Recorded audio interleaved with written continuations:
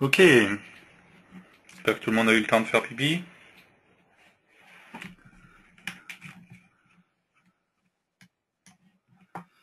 Et on va continuer.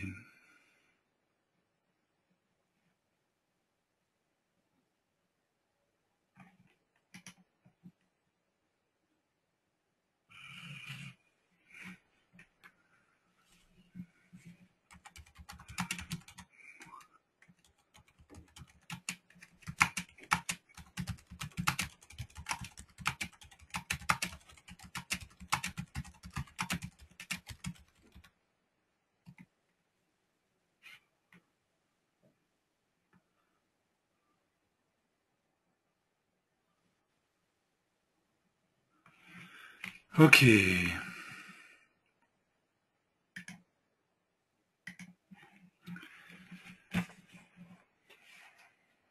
Donc, on a vu l'éditeur de code. Je vais créer un nouveau projet. Enfin, non. Hop.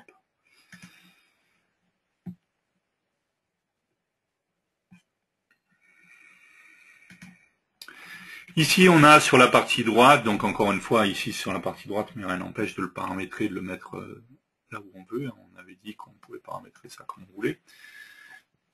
Donc, le gestionnaire de projet. C'est ici que je vais pouvoir gérer mes différents projets.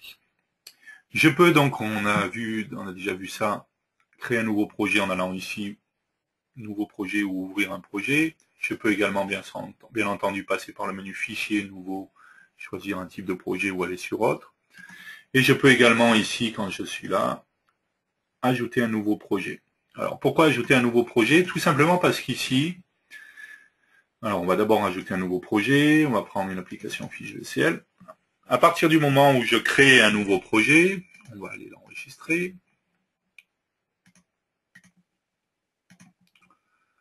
Hop. Dis-moi-le. Ok. Automatiquement, on va voir ici dans le gestionnaire de projet que j'ai l'information du groupe de projet. À partir du moment où j'ai un nouveau projet de créer, par défaut, il va me créer un premier groupe, enfin un groupe de projet qui ne sera pas enregistré si je crée rien d'autre dessus, que je crée juste mon projet, mais que j'aurai possibilité d'enregistrer également. Donc je peux faire fichier, cliquant avec le bouton droit ici, faire enregistrer le groupe de projet sous, et je vais pouvoir enregistrer ici, dans mon démo 2, on va faire groupe par exemple, enregistrer projet groupe 1.groupe proj.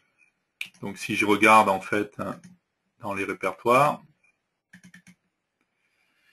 ici j'ai bien mon projet et dans le groupe j'ai tout simplement un groupe de projets. Si je regarde, c'est un fichier XML en fait qui va contenir l'information de tous les projets qui sont contenus par mon groupe. Un groupe de projets, c'est ce qui va me permettre d'avoir plusieurs projets dans un seul et même groupe. D'accord? Ici, j'ai le groupe de projet 1. Et je peux, si je clique avec le bouton droit ici sur mon groupe, rajouter un nouveau projet ou ajouter un projet déjà existant. D'accord? Donc je pourrais dire, allez, on va rajouter un nouveau projet qu'on va aller enregistrer sous hop, démo 3 par exemple. Hop. Et on va l'appeler Project 5. Pas se tromper. Ok, et automatiquement, donc j'ai bien mon groupe de projets avec différents projets à l'intérieur. Donc ça va avoir plusieurs avantages, c'est-à-dire que déjà quand je vais réouvrir mon groupe de projets, automatiquement je retrouve tous les projets qui sont concernés par ce groupe. Mais je vais également, par exemple, pouvoir, en cliquant avec le bouton droit ici, faire tout compiler ou tout construire. Et automatiquement, il va me compiler les groupes de projet 4 et le groupe de projet 5. D'accord ? Ça peut être pratique aussi quand on verra, on a une session sur la partie composants. avoir mis plusieurs composants dans un groupe de projet de manière à pouvoir tout recompiler en même temps. En fait. Attention à une chose, par contre, à partir du moment où, donc ici, je suis sur le projet 5, d'accord? Si je viens ici, je suis sur l'unité 4, la forme 4, d'accord? Donc, imaginons que je fasse mes modifications ici. Hop, je vais rajouter un bouton, un edit.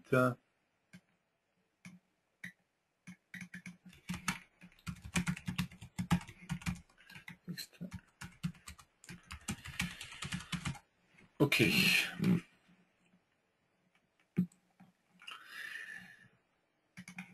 Donc je suis bien sur ma forme 4, qui est la fenêtre qui fait partie du projet 4.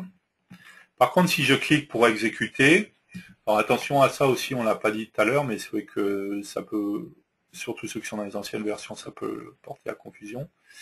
Le bouton, la flèche verte, en fait, va être exécutée sans débugage. Si je veux exécuter en mode debug, il va falloir que je le fasse avec la petite flèche, avec le petit bug, la petite coccinelle.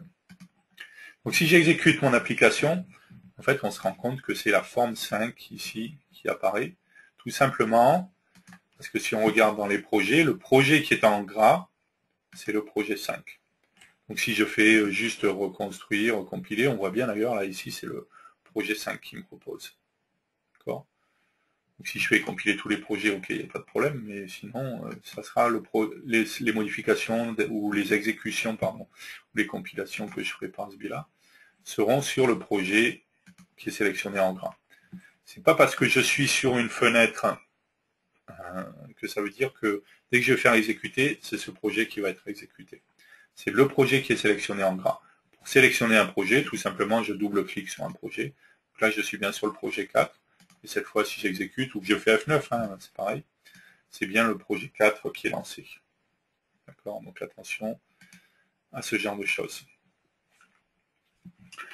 Si on regarde le gestionnaire de projet, on a différentes informations. D'accord ? Donc on va retrouver notre groupe de projets, on retrouve les projets, on va retrouver sur chaque fichier hein, le point pass, le point DFM. Je vais retrouver la notion de configuration.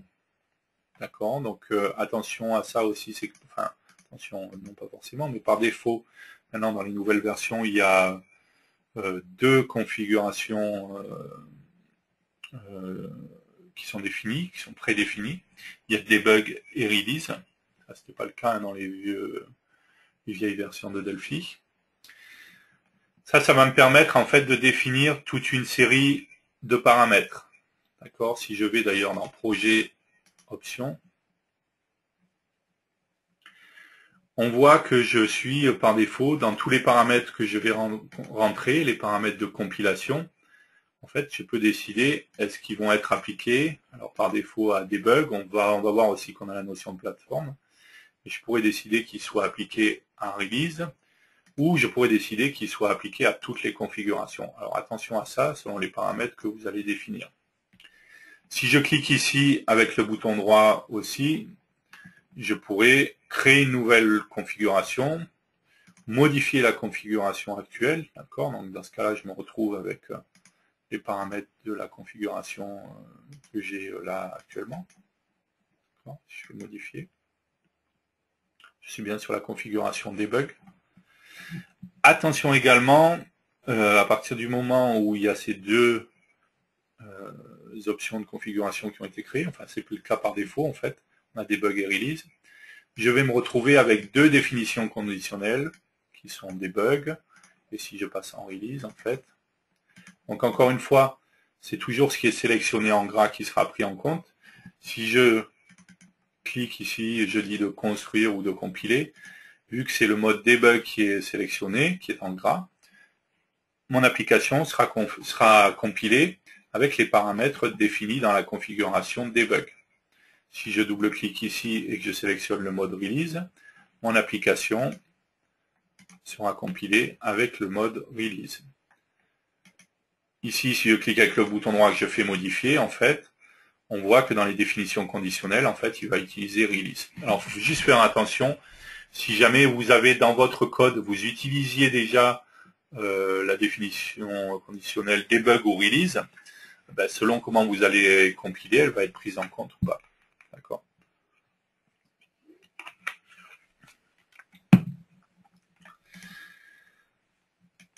Je peux, si je clique avec le bouton droit sur la configuration, créer une nouvelle configuration, hein, qu'on pourrait appeler épisode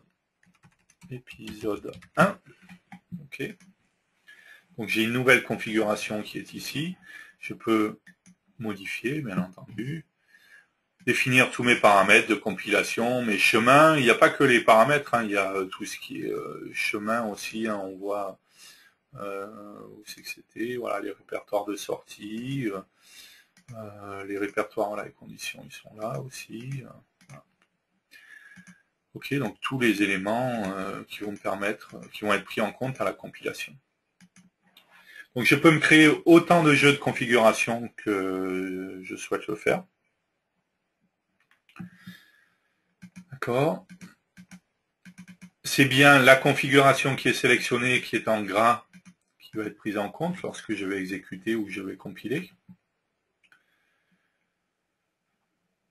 Attention donc, si je rentre directement dans projet, options, que je définis des paramètres, attention à la cible qui est définie ici, parce que par défaut, ça sera la cible qui est sélectionnée. Donc si je définis des paramètres, ici ce sera pour des bugs, et qu'après je me mets en release, ben, ces paramètres ne seront pas pris en compte. Si je veux définir des paramètres qui soient valables dans projet options pour toutes les configurations, dans ce cas-là, je vais aller dans toutes les configurations. Et dans ce cas-là, les paramètres que je définis seront valables pour toutes les configurations, sauf s'ils sont redéfinis dans une configuration, bien entendu.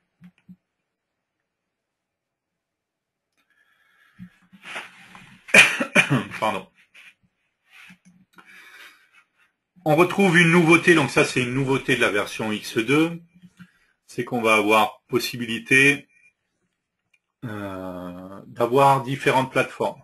D'accord, dans les évolutions de la version X2, il y a la possibilité de compiler pour différentes plateformes. Aujourd'hui, jusqu'à avant X2, en fait, jusqu'en X2, on pouvait compiler du Win32 seulement. Aujourd'hui, on peut compiler du Win64, on peut compiler pour Mac aussi. Et donc, on a une nouvelle information dans le gestionnaire de projet qui est la notion de plateforme cible. Par défaut, on va trouver Windows 32 bits. Si je clique avec le bouton droit sur la plateforme, je vais pouvoir ajouter une plateforme.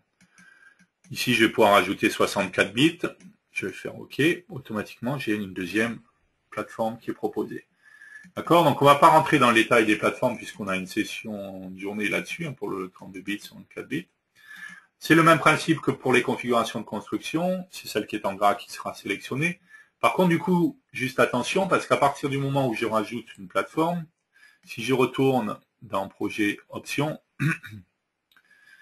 cette fois, non seulement je peux définir des paramètres pour la configuration, debug, release, épisode 1, toutes les configurations que j'aurais créées, mais également en fonction des plateformes.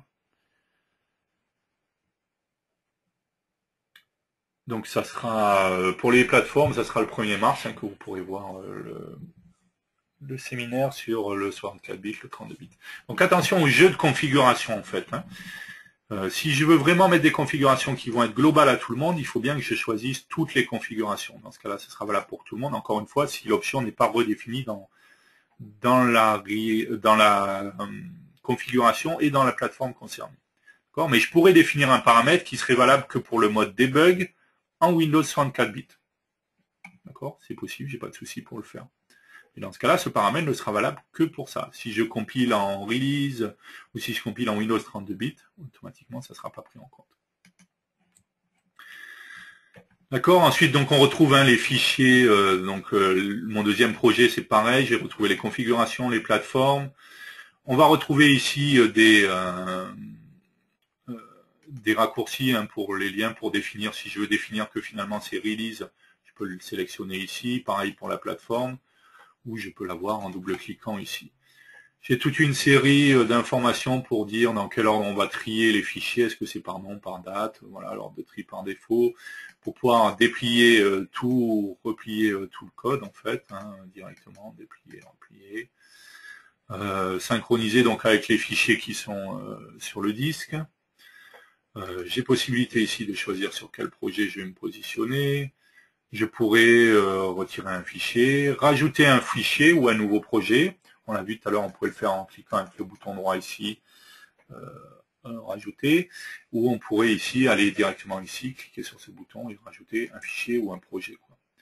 D'accord. Et ici, je vais pouvoir choisir le type d'affichage que je veux. Également quelque chose qui peut être intéressant, c'est j'avais ça déjà. J'ai perdu.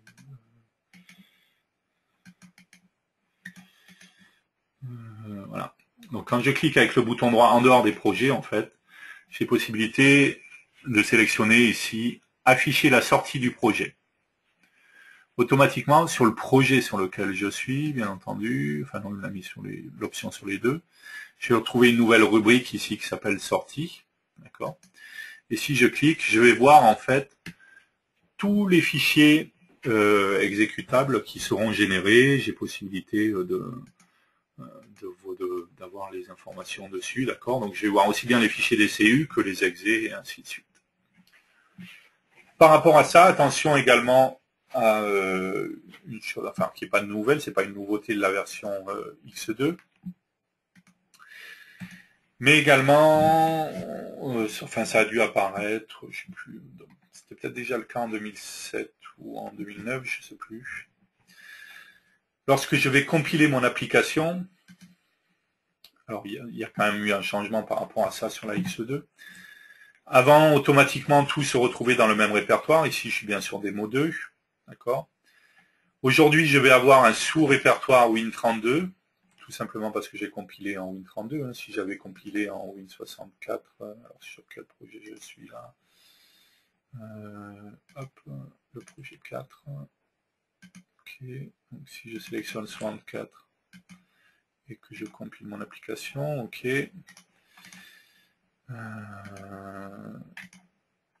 Ça ne doit pas être celui-là sur lequel je suis. Alors.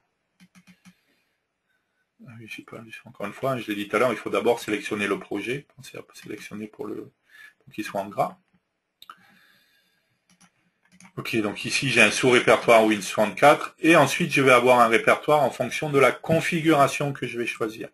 Et c'est seulement en dessous en fait que je vais trouver l'exe, les DCU, le fichier RSM, c'est pour faire du debug à distance. On en reparlera avec le déploiement sur Mac notamment.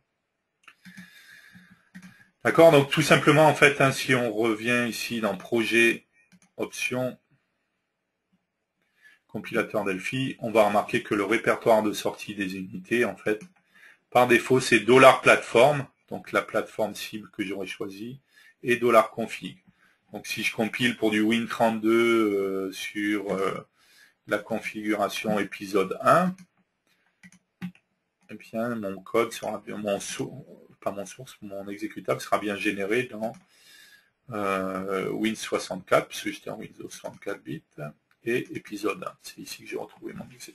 Bien entendu, je peux modifier ces chemins, ça, il n'y a pas de souci. Je peux mettre les chemins de sortie que je souhaite, il n'y a pas de problème. Encore une fois, attention, quand vous définissez ces chemins, si vous le faites simplement sur le debug ou sur le release ou sur Windows 32 bits, ce ne sera pas valable pour le reste. Si vous voulez que ce soit global pour tout le monde, bien pensez à définir ces paramètres sur toutes les configurations.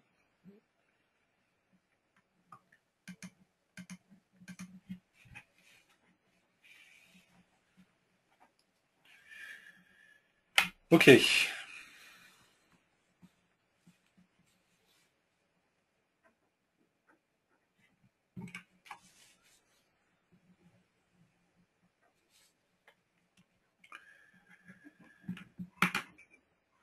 On a d'autres onglets dans cette partie droite. Hein. Si on remarque ici, donc on était sur le gestionnaire de projet.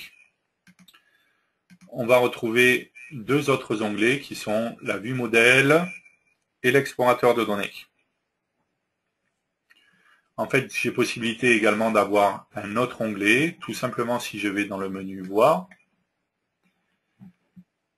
je vais avoir possibilité, où c'est qu'il est, Navigateur de fichiers.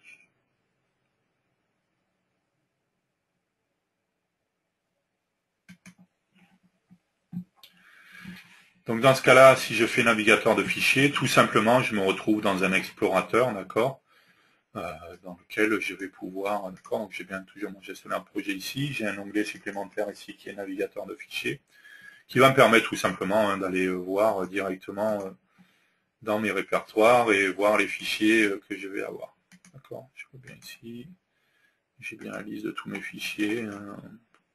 Faire toutes les choses, c'est comme un explorateur de données, hein, donc un explorateur de fichiers, comme l'explorateur de fichiers dans Windows. Je peux faire toutes les choses que j'ai l'habitude de faire, donc voir les propriétés, faire des copier, faire des coller, créer des répertoires. Hein, si je me mets là, je fais nouveau, hop.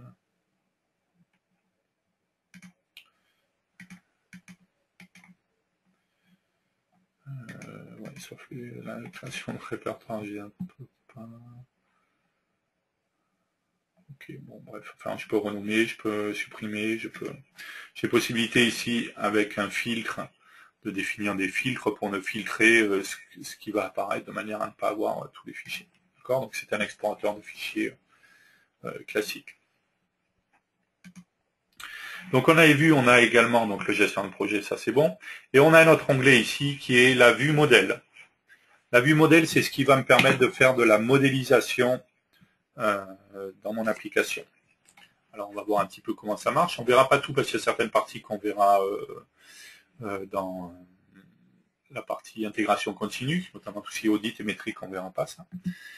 Et donc on va voir comment faire de la modélisation, donc de la modélisation UML, hein, et pour pouvoir en fait faire de la modélisation de classe, de code en fait. On ne parle pas de modélisation de base de données. Là, on a un autre outil qui s'appelle le RStudio, qui nous permet de faire de la modélisation de base de données. Là, ce n'est pas le cas, c'est de la modélisation de code de classe. Donc, je vais faire une nouvelle application que je vais aller enregistrer.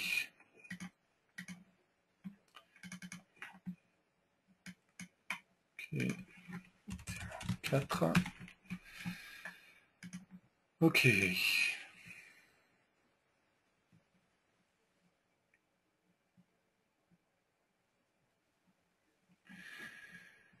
Donc j'ai mon application qui est ici. Je vais créer une nouvelle unité dans mon application. Voilà. On va aller l'enregistrer. Ok.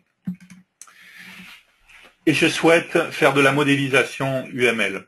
Modéliser mes classes en fait pour me faciliter la vie, ou alors faire du reverse sur quelque chose déjà existant en fait. Donc si je vais sur l'onglet Vue modèle ici, automatiquement il va me demander la première fois si je veux rajouter le support de la modélisation sur mon projet. Si je fais oui, donc il va me rajouter le support. Si je fais non, attention à ça, après du coup quand je reviens, il ne me reposera pas la question. Heureusement, si j'ai déjà fait et que je n'ai pas répondu oui, je peux aller ici dans le menu projet et aller dans support de la modélisation. Ici, j'ai la liste des projets qui sont disponibles. Donc, j'ai mon projet, je le coche et je fais OK. Du coup, automatiquement, quand je reviens, je vois bien dans Vue modèle que j'ai mon projet. Donc, si je clique ici, je vais voir, j'ai mon projet et j'ai mes différentes unités. D'accord, j'ai ma fenêtre et j'ai mon unité que j'ai créée. On va dire qu'on code proprement et que donc toutes les déclarations des objets, on va les faire directement dans une unité à part. Donc si je double-clique sur cette unité, je vais me retrouver dans un écran en fait, dans lequel je vais pouvoir créer mon diagramme, ma modélisation. Automatiquement, ma palette d'outils s'est adaptée, elle ne propose plus des composants comme elle aurait pu le faire. On verra après dans la palette de composants qu'elle s'adapte tout le temps à ce qu'on est en train de faire. Et si je clique ici, je retrouve toute une série en fait de composants quelque part, mais qui sont dédiés au diagramme de classe UML comme c'est marqué. Et j'ai possibilité, en prenant ces composants, par exemple ici, de créer mon diagramme. Visuellement, en fait, je vais créer mon diagramme. Donc, imaginons ici que je crée une classe T-client.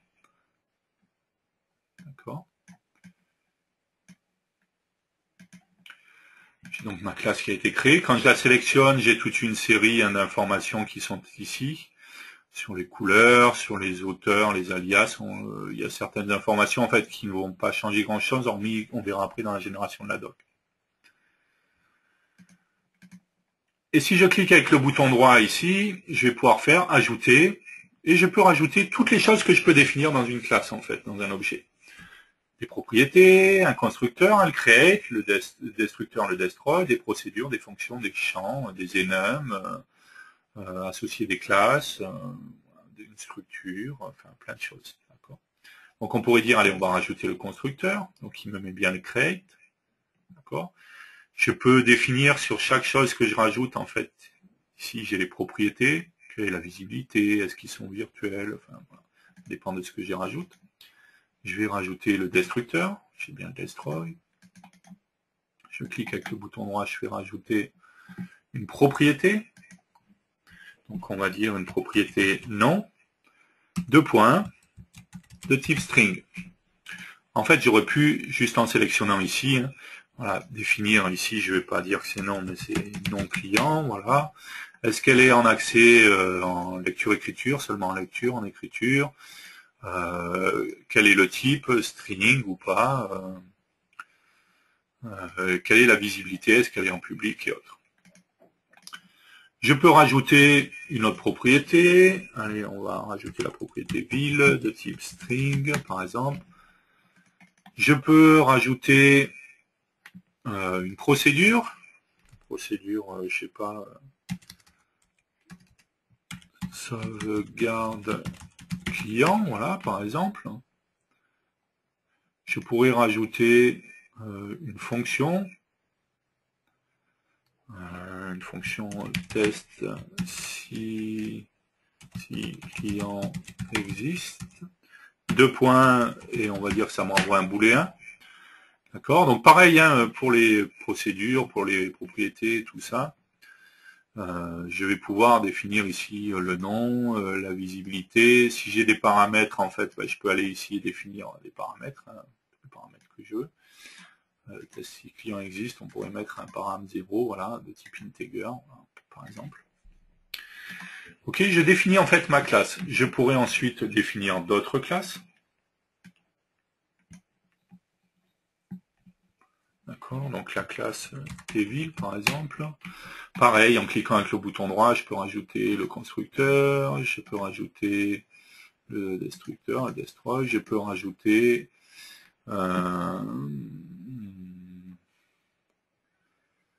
une propriété, voilà, nom de point de type string par exemple. Je pourrais, je sais pas, rajouter plein de choses, un enum par exemple, allez, une énumération, voilà. Voilà. Je peux rajouter plein de choses. Je peux faire des relations, des associations entre mes classes. Je peux dire telle classe hérite de telle autre classe et ainsi de suite. Il y a pas mal de fonctionnalités. D'accord. Donc le premier but, c'est de pouvoir créer visuellement mon diagramme de classe. À l'issue de ça, je peux déjà, juste en cliquant n'importe où ici, avec le bouton droit, exporter mon diagramme vers une image. D'accord, ce qui me permettrait par exemple de l'intégrer, je sais pas, dans un document que je fournis ou autre, peu importe. Mais ce qui est encore plus intéressant, c'est que je peux, en cliquant avec le bouton droit, générer la documentation. Lorsque je choisis générer la documentation, je choisis le diagramme en cours. Quel est le répertoire de sortie? Par défaut, il va me proposer le répertoire out de mon projet. D'accord, il va me créer un nouveau répertoire out et doc. Je dis si je veux inclure le diagramme dans ces navigateurs, inclure arborescence de navigation ou pas. Je fais OK. Il me dit que le répertoire n'existe pas, normal. Voulez-vous le créer? Oui. Je fais OK et automatiquement,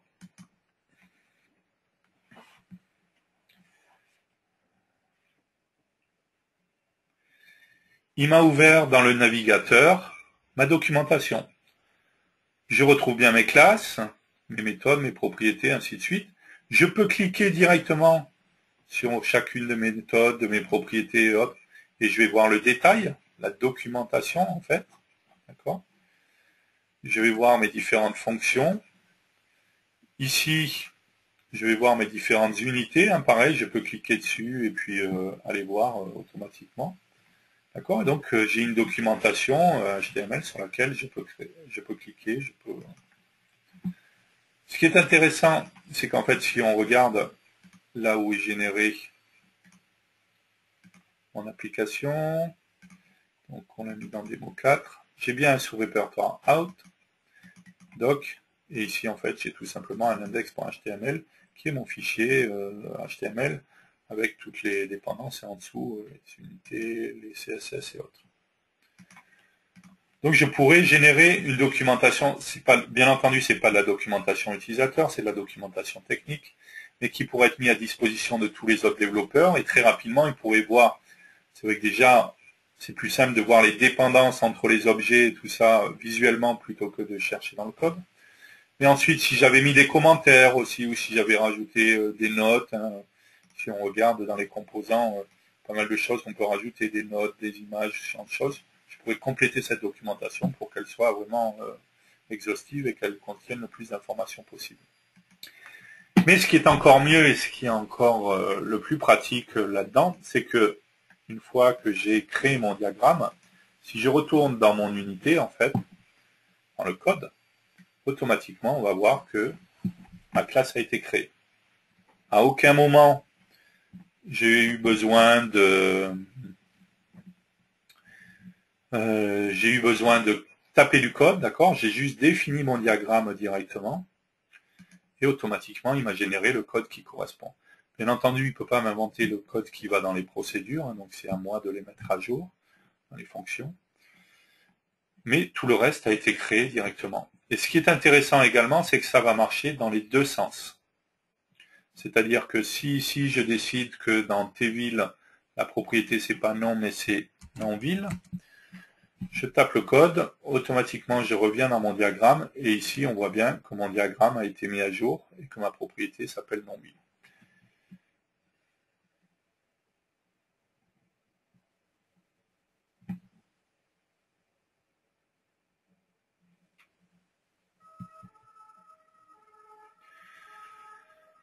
Ok, donc ce qui veut dire également que si je rouvre un projet déjà existant, automatiquement le diagramme sera créé. Si je m'amusais, alors est-ce que j'ai une unité avec des objets quelque part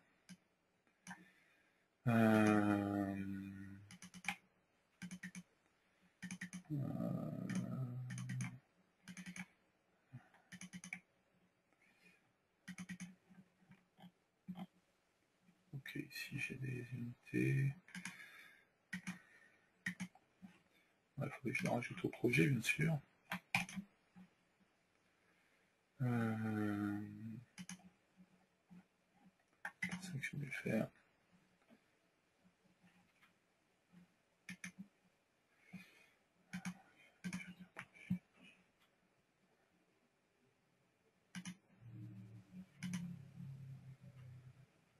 Ok. Hop. Je reviens ici. Automatiquement, voilà. J'ouvre mon unité et automatiquement, je vais pouvoir voir le diagramme de mon unité avec les différents objets. D'accord? Donc directement, en fait, même sur du code déjà existant, non seulement, hein, on l'a vu tout à l'heure, quand on était ici, j'ai possibilité de créer mon propre diagramme et il va me générer le code, mais sur du code déjà existant, de toute manière, dès que je vais le rouvrir, automatiquement, il va me créer le diagramme. Donc ça va marcher dans les deux sens. D'accord. Ce qui est intéressant également, mais ça on le reverra dans l'intégration continue, c'est qu'une fois que j'ai généré en fait mes diagrammes, je vais avoir possibilité de générer différentes choses, notamment les audits du contrôle, les métriques aussi, pardon. Et je pourrais également générer le diagramme de séquence en fait. D'accord, donc ça on verra dans l'intégration continue, ça fait partie des choses comment ça s'appelle, qu'on va mettre en place avec l'intégration continue, avec pour pouvoir générer automatiquement les audits et les métriques justement à partir du code, enfin à partir de ce qui existe en fait.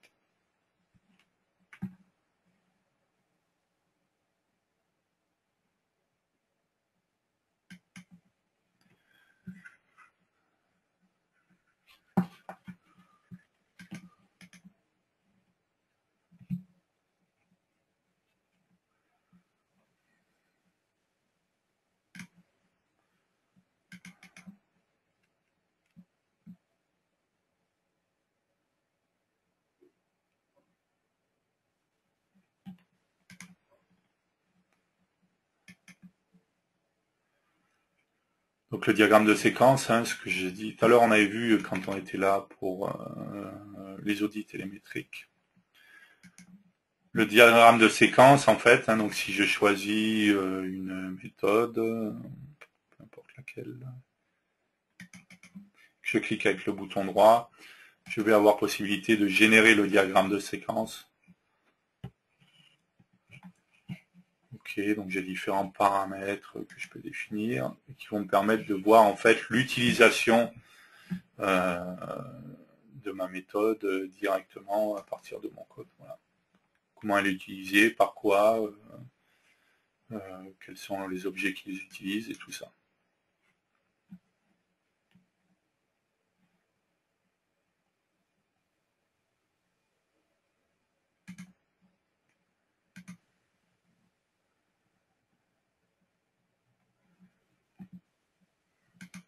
Donc c'est vrai que les diagrammes de séquence, aussi bien que la génération du diagramme en lui-même, quand vous reprenez un code par exemple, hein, vous arrivez, vous rajoutez la modélisation, vous ouvrez du coup l'unité, automatiquement vous voyez le diagramme, donc de suite vous comprenez beaucoup plus rapidement les objets, leurs dépendances, comment ils sont liés, quelles sont leurs propriétés, tout ça.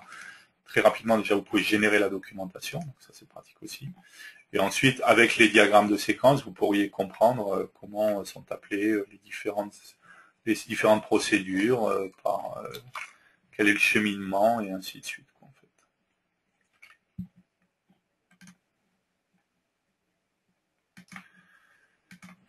Ok, donc ça c'était pour la modélisation. On reviendra sur la modélisation avec l'intégration continue, parce qu'on verra qu'il y a certaines choses qu'on peut automatiser, notamment les audits et les métriques en fait.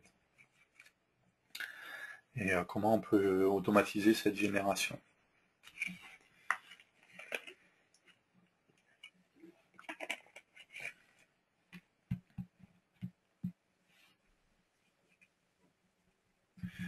Ok.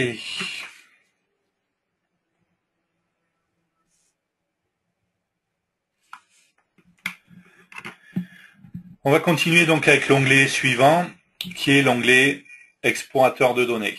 Donc l'intégration continue, hein, dont je parlais tout à l'heure, ça sera le 5 avril.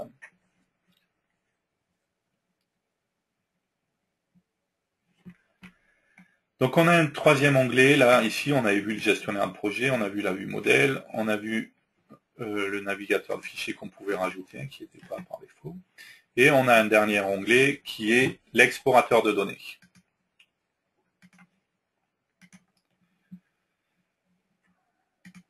Je vais créer une nouvelle application.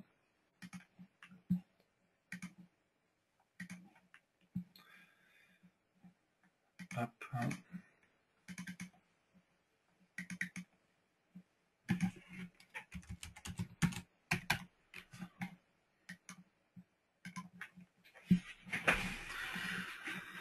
Donc l'explorateur de données, c'est ce qui va me permettre, comme son nom l'indique, d'accéder à mes données. On remarque au passage la liste des différents drivers qui sont fournis. Donc on va trouver DataSnap, on va trouver ASA, ASE, qui sont les bases de données de Sybase. DataSnap, c'est pour le multi-tiers. On a une journée là-dessus, hein, qui est prévue là-dessus. DB2, la base d'IBM, Firebird, qui depuis 2010 a été intégré, Informix, Interbase, MS SQL, un SQL Server, MySQL, C'est une nouveauté de la version X2, on a possibilité d'avoir un driver ODBC également, et Oracle. Donc ça, c'est tous les types de bases de données qui sont supportés. Attention par rapport à ça, puisque selon la version de Delphi dans laquelle vous allez vous trouver, vous n'aurez pas forcément accès à tous ces drivers. Je rappelle que l'explorateur de données est basé sur DB Express, d'accord. Quand vous êtes en version Pro, vous aurez seulement accès à MySQL et Interbase en local, pas en accès distant. Sur les versions entreprise ou architecte ou ultimate, vous aurez accès à tous les drivers. Sur les versions starter, c'est une bonne question, il faudrait que je revérifie quels sont les drivers qui sont fournis.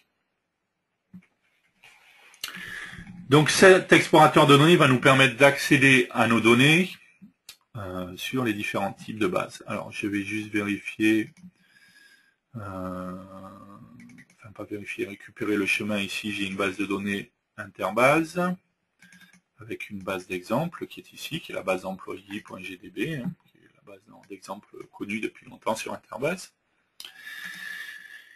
Ici, en cliquant avec le bouton droit sur le driver qui m'intéresse, je vais pouvoir rajouter une nouvelle connexion. Donc, je vais ajouter une nouvelle connexion. Donc, le dev du jeudi. OK. Je me retrouve bien avec ma nouvelle connexion qui est ici. Je la sélectionne, je clique avec le bouton droit, je fais modifier la connexion. Ici, il faut que j'aille préciser le chemin de la base de données. Donc, on est allé le chercher, il est là. Hop, un copier. Un coller, employee.gdb. 6DBA master key, c'est le user par défaut. Je peux tester la connexion. Je peux définir des paramètres avancés par rapport au timeout,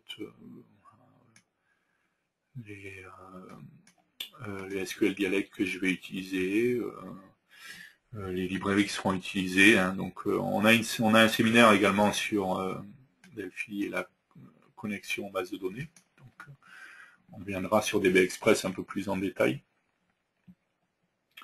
Je vais faire OK et automatiquement, donc, si je clique sur le plus ici, je vais avoir table, vue, procédure, fonction, synonyme. Et si je vais sur table, je vais trouver la liste des tables. Si je vais sur vue, je vais trouver la liste des vues. Pareil pour les procédures. Pareil pour les fonctions, les synonymes, s'il y en a, bien entendu. Sur chaque table, je vais pouvoir, en cliquant sur le plus, voir la liste des champs, et dans indice, je vais pouvoir voir la liste des index. Si je vais sous un index, je vais voir de quel champ est constitué cet index. Ok, sur employé, par exemple, donc j'ai bien la liste des champs, dans indice, j'ai bien la liste des index, et si je clique sur un index, je vois bien qu'il est constitué, celui-ci, par exemple, est constitué de last name et de first name. Donc déjà, on peut visualiser dans l'explorateur de données pardon, le schéma quelque part de ma base de données, savoir comment elle est constituée. Mais ça va beaucoup plus loin que ça en fait, puisque si je double-clique sur une table, je vais pouvoir visualiser l'ensemble des données de ma table. Donc je visualise mes données. Ça va encore plus loin que ça en fait. Si je clique avec le bouton droit sur ma table, j'ai possibilité de supprimer bien entendu ma table, de modifier ma table. Donc si je fais modifier, je me retrouve ici avec la liste des champs et je pourrais ici, si je voulais, rajouter un champ ou changer un type de champ, mettre ce qui fait partie de la clé primaire et ainsi de suite.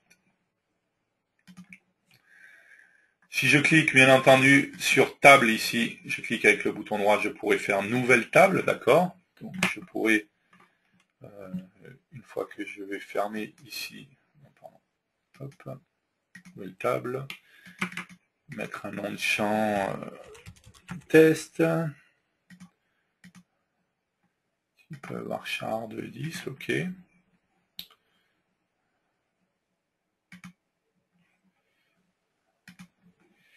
Donc là, quand je veux fermer, il me demande si je vais enregistrer les modifications et il me demande quel est le nom de ma table, d'accord, que je vais appeler test. Donc je suis bien ici dans ma base de données avec une nouvelle table test avec un champ test. D'accord? Je double-clique, bien entendu, j'ai pas de données dans ma table.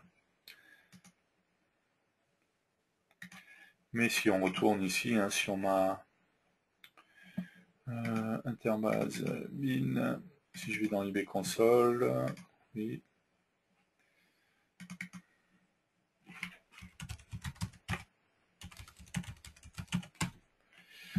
Ok. Je vais aller chercher ma table exemple, ma base exemple, pardon. Embarcadero, interbase, exemple, database, employé.gdb. Ok. Si on va dans table, on voit bien que j'ai ma table test qui a été créée. En l'occurrence, elle n'a qu'un seul champ, qui est un varchar de 10. Et je peux donc directement, ici dans l'explorateur de données, administrer ma base de données. Soit en créant une nouvelle table, soit en prenant une table qui existe, je clique avec le bouton droit, je peux la supprimer bien sûr, mais je peux également la modifier et rajouter par exemple un ID, voilà, dire que c'est un integer. D'accord. Quand je ferme ici, il me demande d'enregistrer. Quand je pourrais créer des index et autres quoi. Donc on l'a vu, je peux non seulement voir mes données en double-cliquant sur ma table, voir comment est composée ma base de données avec ses différentes tables. Je peux également modifier une table en rajoutant des champs, en en modifiant certains. Je peux bien entendu supprimer une table, je peux créer une nouvelle table, et ainsi de suite. Et je peux également faire du requêtage sur ma base de données en m'aidant d'un assistant, d'un outil. Donc si je clique avec le bouton droit en fait sur ma connexion, je vais pouvoir faire fenêtre SQL. Ici, je vais me retrouver avec la liste de mes tables. J'ai bien toutes mes tables dans ma table test. Et ensuite, je vais construire ma requête tout simplement en faisant des drag and drop et en sélectionnant les informations qui m'intéressent. Si je sélectionne ici la table employée, je fais un drag and drop. J'ai bien ma table employée, je vais prendre job, je vais prendre project par exemple. Je vais prendre, qu'est-ce que je pourrais prendre d'autre? Project département budget.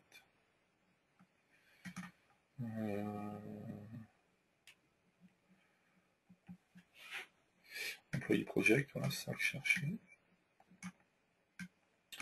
On voit que d'abord pour l'instant il m'a fait un select étoile de toutes mes tables. Moi je ne veux pas forcément tous les champs dans mes tables, donc imaginons ici que je veuille employé number, first name, last name, job code, salary, full name. Automatiquement il m'a bien mis select avec le nom des champs que je voulais. Pareil ici, je vais sélectionner job code, job guide, job title, salary, max salary. Ici je vais prendre employé, proj ID, proj name, proj description. Et puis bien entendu il y a des relations entre mes tables, donc je vais les faire pareil, visuellement en fait. Donc si je prends ici job code et je le mets ici, donc avec un drag and drop, hein, je le prends, je le sélectionne, hop, j'ai bien une relation ici qui s'est créée. Ici ensuite, si je prends employé number, je fais le lien ici sur employé number. Et ici, le projet ID, je fais un lien sur mon projet ID. Automatiquement, en fait, à chaque fois, j'ai mes inner join qui ont été créés. D'accord? Donc, il m'a créé ma requête directement. À aucun moment, j'ai tapé le moindre code SQL. Rien ne m'empêche, bien entendu, par contre, d'aller ici et de taper directement le code SQL que je veux. Ça va fonctionner aussi dans ce sens-là. Je peux aller plus loin, puisqu'en fait, ici, on remarque qu'il y a un tableau qui existe.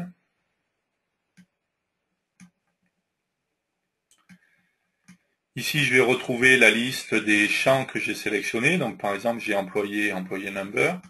Je pourrais dire, ici, je ne veux pas que ça soit employé number, mais identifiant, par exemple. Donc, je vais mettre un alias. D'accord, on voit bien ici que sur le employee number, j'ai un as identifiant. Je pourrais définir un type de tri sur chaque champ, hein, donc ça je le fais sur un champ, mais je pourrais le faire sur chaque champ. Un ordre de tri, je pourrais définir une expression pour le groupe by, ouais. Je pourrais définir des critères, donc je pourrais dire par exemple employé number supérieur à 30 par exemple, je ne sais pas s'il y en a, mais bon. Donc j'ai bien un where là du coup qui est ici. Where employé.employé number est supérieur à 30. Je pourrais faire avec un ou hein, et inférieur à 10 par exemple. D'accord, et j'ai bien un or employé number inférieur à 10. Donc sur chacun des champs, je vais pouvoir ajouter des alias, des types de tri, des ordres de tri, des groupes si je veux, des critères, et automatiquement en fait, ma requête SQL va être créée. À aucun moment j'ai eu besoin de taper le moindre code SQL. Bien entendu, après, tout en haut, j'ai possibilité d'exécuter mon code SQL. Je clique ici, je peux voir la liste des résultats. D'accord ?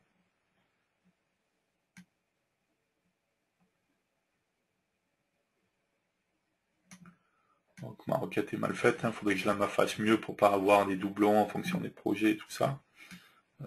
Je peux bien entendu sur les relations, quand je clique avec le bouton droit sur une relation, je peux la retirer, mais je peux également la modifier pour sélectionner est-ce que une sélection à droite, à gauche, et ainsi de suite. D'accord, donc c'est un outil de base, hein, on n'a pas la prétention de dire que c'est un outil d'administration de base de données, mais en tout cas, une grande partie des fonctions peuvent être faites directement avec l'explorateur de données, notamment sur le SQL. On a vu qu'on pouvait également, si on voulait, administrer. Bien entendu, chez Embarcadero, il existe toute une série d'autres outils qui vont beaucoup plus loin et qui permettent de faire beaucoup plus de choses. Pour le SQL, il y a un rapide SQL. Pour l'administration, il y a un DB artisan.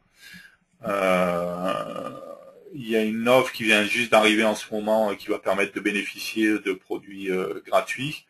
Il faut savoir également que dans la version Ultimate du RADstudio, du Delphi ou autre, on peut avoir droit à certains produits de base de données gratuits. Voilà. Donc il y a certains outils, comme le rapide SQL par exemple, on va pouvoir faire beaucoup plus de choses que ce qu'on peut faire là, quoi.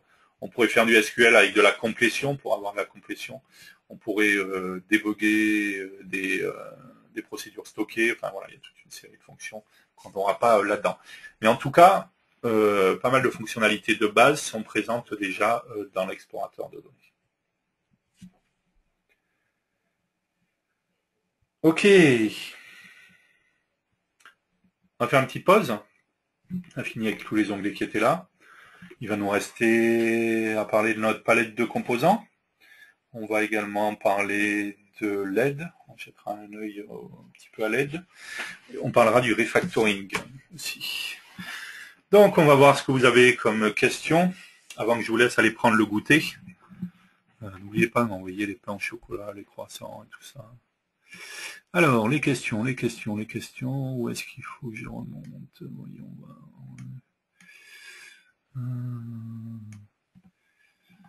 Ok.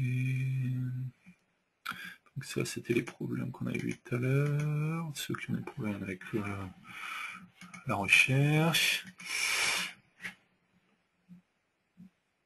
Ok.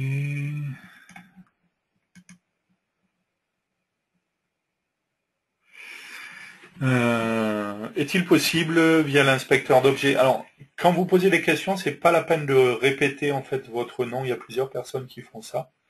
J'ai l'information directement de qui pose la question. Est-il possible via l'inspecteur d'objets de dire sur quel écran on peut ouvrir une forme? Alors, c'est pas dans l'inspecteur d'objets. Enfin, c'est pas dans l'inspecteur d'objets, c'est dans l'inspecteur d'objets de la fenêtre en fait aussi. On a une propriété voilà qui est ici, default monitor, pour dire sur quel moniteur on va se trouver. Après, il existe des choses au niveau code en fait. Donc c'est bien dans l'inspecteur d'objets, pardon, je dis c'est pas dans l'inspecteur d'objets, je pensais à autre chose en fait. Donc c'est bien dans l'inspecteur d'objets, mais sur la fenêtre en fait, c'est ça que je voulais dire, c'est pas sur un composant ou autre, c'est sur la fenêtre, quoi. Après, il existe des objets du type T-monitor, ça qui nous permettent de savoir combien il y a d'écrans sur lequel on veut être, ainsi de suite.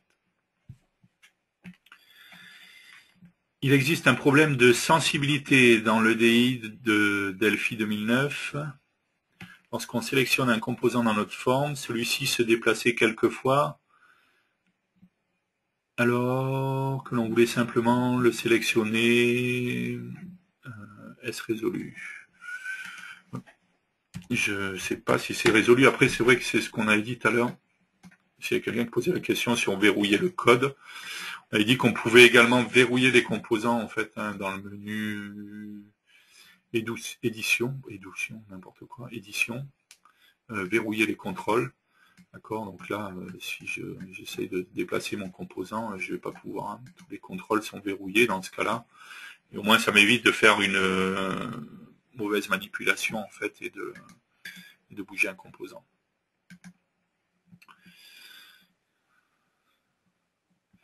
Donc la question de tout séparer, c'est la même chose. Hein. Donc via le menu édition, verrouiller les contrôles. Hein. Donc si je déverrouille, après c'est vrai que des fois, si je passe et je clique, comme je peux juste le faire bouger, c'est vrai que ça peut être gênant.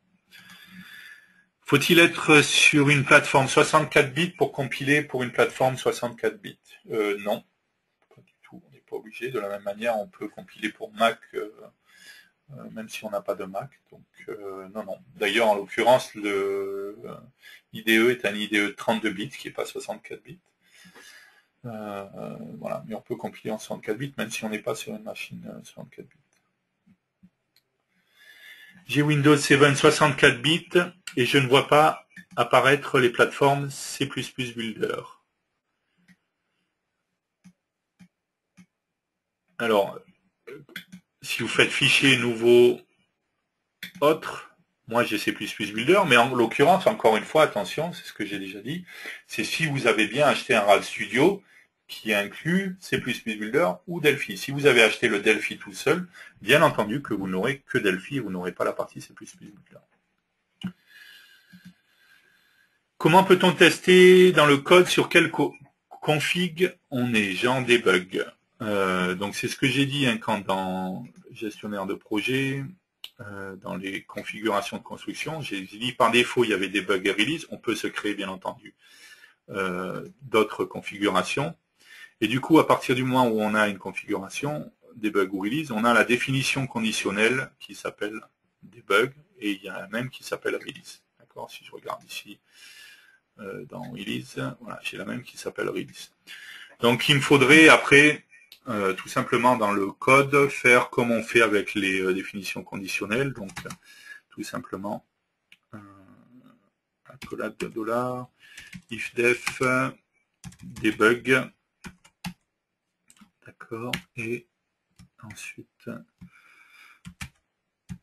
un diff, j'ai oublié le $.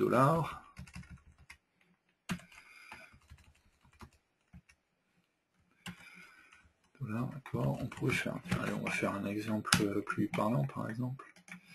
Je vais mettre un bouton ici. Hop là.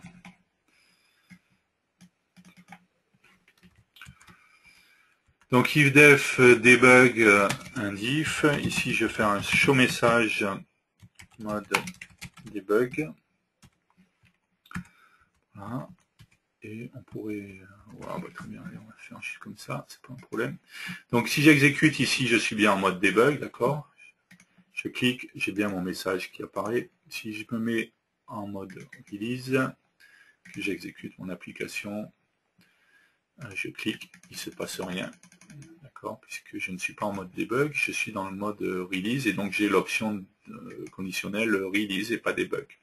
Alors il y a plein d'autres choses, hein. Je vous encourage à aller voir l'aide, il y a des if and def, on peut faire des else, enfin il y a plein de choses et de possibilités qui sont faisables.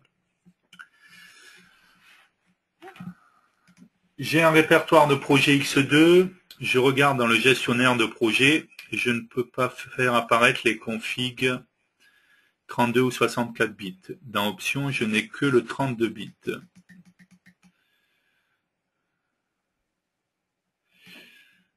Ah d'accord, c'était lié par rapport au C++ Builder, d'accord, la question d'avant, d'accord.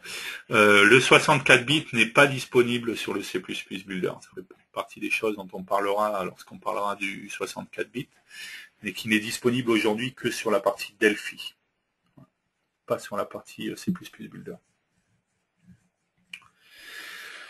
Très simplement, l'UML c'est quoi? Peut-on s'en servir dans un projet déjà en développement? Donc le 16 février pour la partie 64 bits.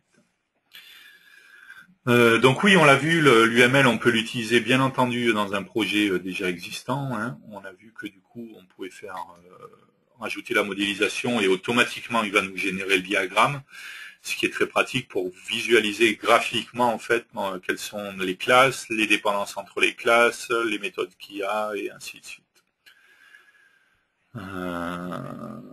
Ok.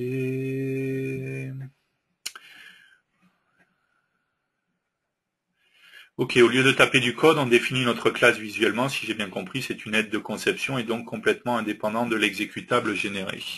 Donc en fait, si on regarde, si je reviens dans mon projet, projet que j'avais tout à l'heure, démo 4, hein, où j'ai rajouté la modélisation, on a vu qu'il m'avait généré un répertoire out où il y a la documentation, mais il y a également un répertoire modèle support project, d'accord. Donc c'est modèle support underscore et le nom du projet en fait. Et en dessous, on va retrouver en fait toute une série de répertoires, un par fichier en fait, avec toute une série de fichiers, et c'est tout simplement des fichiers XML qui vont contenir toutes les informations en fait de mes diagrammes et de ma modélisation. D'accord. Donc il va générer tous ces fichiers dans des sous-répertoires à part, quoi. Voilà. Donc oui, on peut créer ces classes, hein, on l'a vu graphiquement, ou on peut faire l'inverse, on fait le code et il générera de toute manière le diagramme, et donc après, c'est très simple de générer la documentation. Donc, mais ne va pas modifier le comportement de l'exec. Non, enfin, si je supprime une classe, ça va forcément avoir un impact sur l'exec, puisque ça va supprimer le code qui correspond. Mais maintenant, si je fais que du reverse, j'affiche le diagramme, ça modifie en rien le comportement, on est bien d'accord. Je connaissais pas du tout, c'est juste un assistant. Bah, ça va plus loin que l'assistant. Hein. Vous verrez dans la partie intégration continue avec les audits et les métriques que du coup on peut sortir pas mal d'informations à partir de ces choses-là. Le 5 avril, donc l'intégration continue.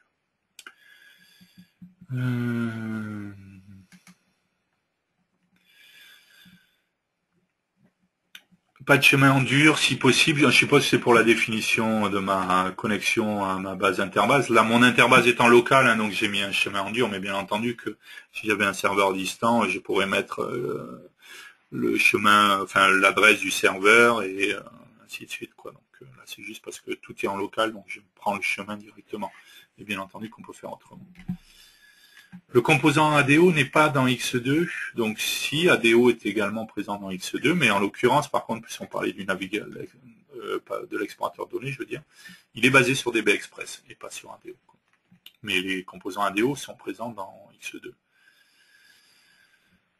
La fenêtre SQL est-elle sauvegardable?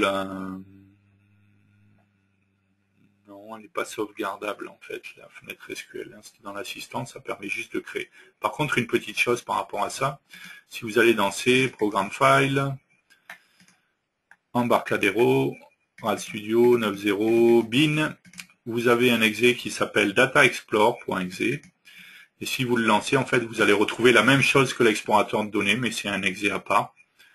Donc ici, en l'occurrence, j'ai retrouvé ma connexion. Je pourrais faire cliquer avec le bouton droit, faire fenêtre SQL, créer ma requête SQL, comme tout à l'heure, en fait.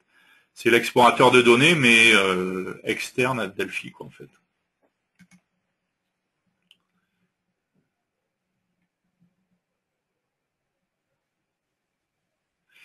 J'ai essayé de faire pareil, mais il me dit Borland Data, TDBX, erreur DBX. Le pilote n'a pas été correctement initialisé. La bibliothèque client est manquante. Elle n'est pas installée correctement. Sa version est incorrecte ou le pilote n'est pas dans le chemin système. Donc oui, bien entendu, moi quand je le fais, j'ai bien entendu Interbase qui est installé sur mon poste et qui est lancé, ce qui veut dire que j'ai également accès au client Interbase. Je vous conseille de venir voir quand on va faire la session sur les bases de données, où on parlera de ça, de DB Express, de voir comment trouver quelle est la DLL dont on a besoin. Donc ça sera le 23 février.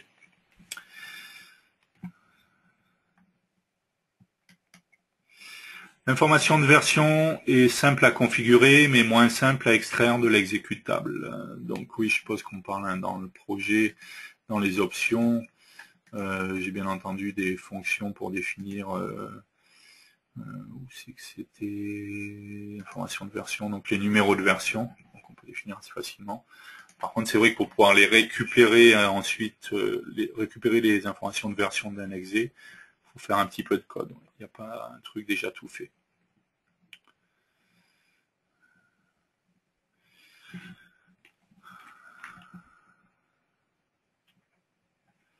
Ok, c'est vrai pour la sensibilité, c'est un petit peu gênant. Je pensais au truc de sensibilité sur les composants dès qu'on les bouge un peu. Bah, l'option, dans ce cas-là, verrouiller les contrôles, quoi. Ça reste le mieux, quoi.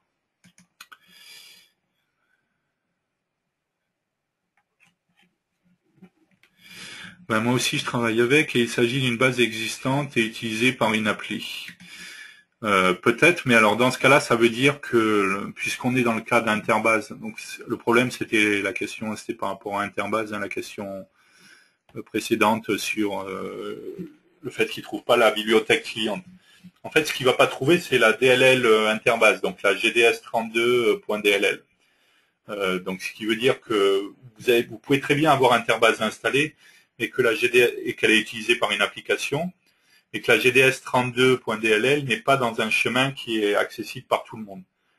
Donc souvent ce qui se passe en fait, c'est que la gds32.dll, il suffit de la copier dans Windows System 32, et automatiquement du coup n'importe qui aura accès à cette DLL. Parce que votre application peut avoir accès à Interbase, si par exemple la DLL est dans le même répertoire ou ce genre de choses, il n'y a pas de souci. Mais du coup lui le RAD Studio n'y accédera pas parce qu'il n'a pas accès à la DLL GDS32. Donc cherchez où est votre DLL gds32.dll sur votre poste, et la plupart du temps c'est ce genre de problème.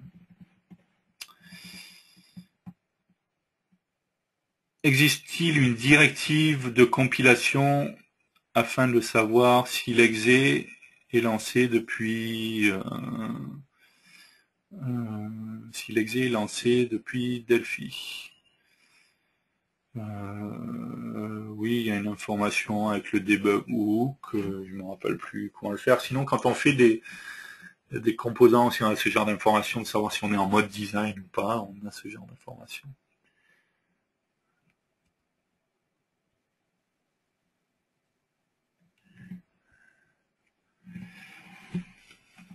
Donc sur le debug hook, on me dit juste que c'est a priori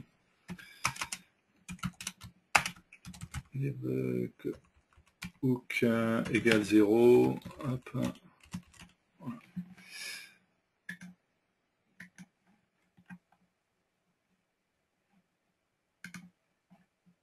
C'est différent de 0, donc, ou alors, enfin, quand c'est égal à 0, on est en dehors de... Donc là, quand je l'exécute là, j'y passe pas. Ok. Par contre, si je l'exécute, du coup, c'est... Hop, c'est là, 4, je crois. Ouais.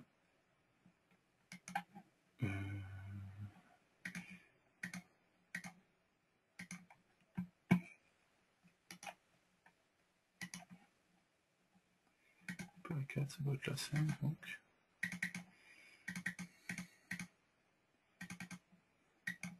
Et ici, voilà.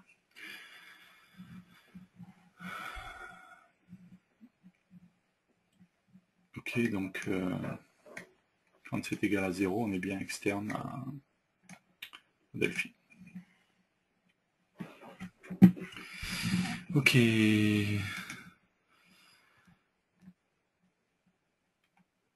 Pour l'info de version, il y a un contrôle dans la JCL. Donc, d'accord, ok, donc il y a un composant dans la JCL et la JVCL. Je rappelle, hein, sur la page d'accueil, ressources en ligne, pour ceux qui connaissent pas forcément le site, Project Jedi, Ici, vous allez pouvoir avoir la JCL ou la JVCL directement.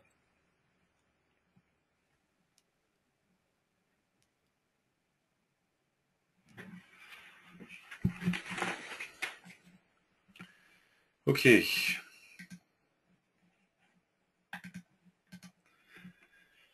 Bon, c'est l'heure du goûter. Bon, on a un peu dépassé l'heure du goûter. Allez, je vous laisse 5 minutes. Il faut vite manger le pain au chocolat. Et on se retrouve pour la dernière ligne droite de notre premier épisode du live du jeudi. À tout de suite.